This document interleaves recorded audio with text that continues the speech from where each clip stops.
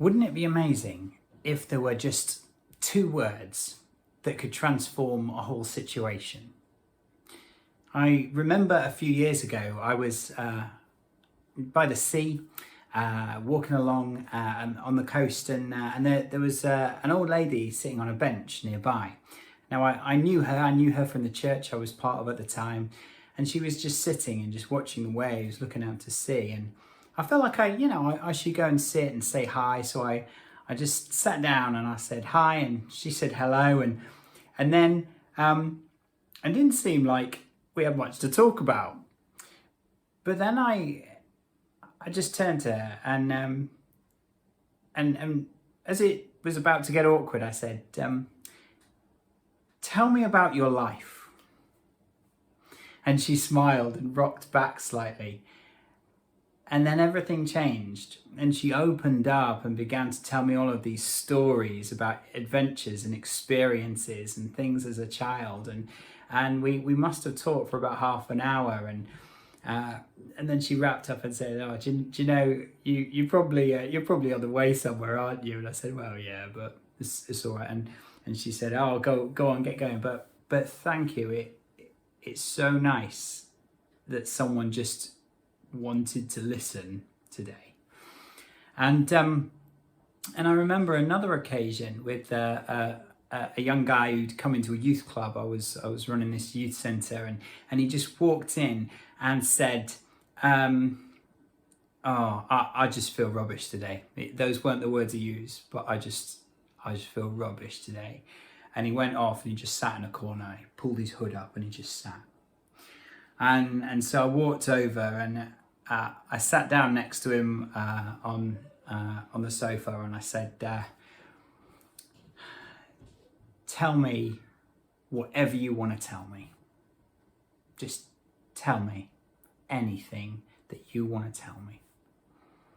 And he started to talk actually about something completely different. He just started to share about a game that he was really into playing at the moment.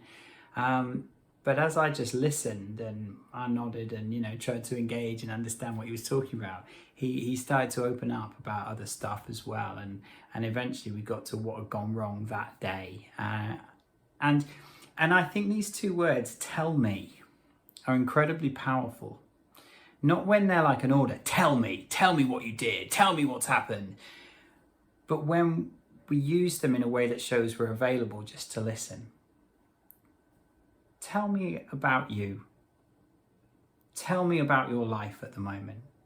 It's best to make what comes after the words "tell me" quite broad, to give people the space and the freedom to fill it with whatever they want to say. But "tell me" can be really powerful. Why? Because being listened to is one of the things that we as humans crave. Someone else to hear us, to know us, to understand us, to empathize with us.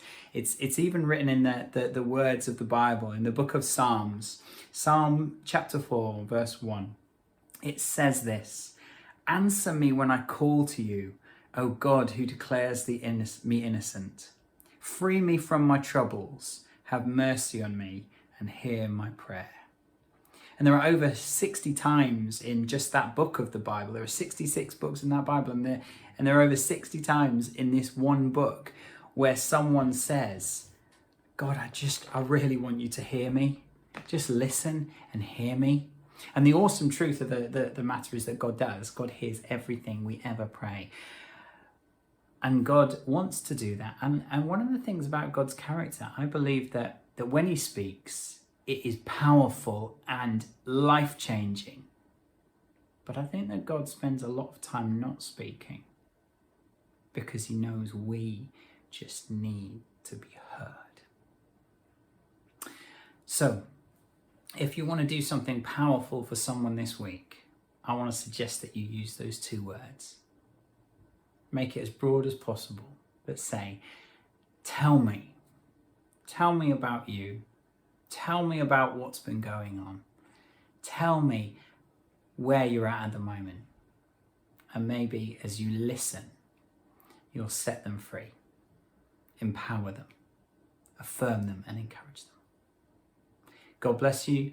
The Lord be with you. And if you'd like a chat, well, you can come and tell me anything. See you soon.